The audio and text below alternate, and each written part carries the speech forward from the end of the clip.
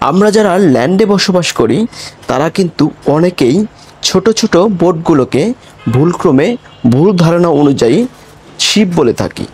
আসলে শিপ এই সমস্ত ছোট ছোট বোটগুলোকে বলা হয় না, কারণ যেই সমস্ত শিপগুলো 5000 জিআরটি পণ্য পরিবহন করতে পারে, অর্থাৎ আমি জিআরটি যদি একটু আপনাদেরকে বুঝিয়ে বলি, তা হচ্ছে GRT means gross registered ton, অর্থাৎ একটি বোট কত পরিমাণ পণ্য পরিবহন করতে পারে একসাথে, সেই ধারণাকে বলা হয় জিআরটি।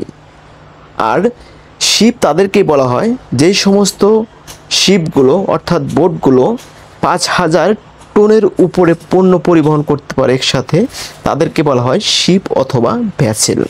তাহলে আপনারাই বলুন, এই সমস্ত ছোট ছোট বোটগুলোকে আমরা কিভাবে শিপ বলি? আসলে এই সমস্ত বোটগুলো শিপ নয়, এই সমস্ত বোটগুলো হচ্ছে ট্রলার। তাহলে বুঝতেই পাচ্ছেন শিপ এর চেয়ে কত বড়। অর্থাৎ এই সমস্ত ট্রলারগুলো মূলত বেশিরভাগ ম্যাক্সিমাম 1000 টন পণ্য পরিবহন করতে পারে একসাথে।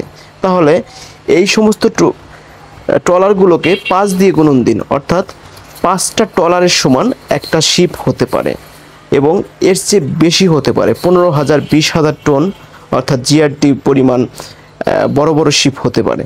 তাহলে বুঝতেই পারছেন আমরা শিপ কোনগুলোকে বলবো। আর আশা করি আপনাদেরকে আমি ভালোভাবে একটি সুস্পষ্ট ধারণা দিয়েছি এই শিপ সম্পর্কে। আরও কোনো প্রশ্ন থাকলে আপনারা অবশ্যই কমেন্টে বলবেন, আমি ইনশাল্লাহ চেষ্টা করব আপনাদের কোশ্চেনের অ্যান্সার দেওয়ার জন্য। সবাই ভালো থাকবেন, সুস্থ থাকবেন। খোদা হাফেজ।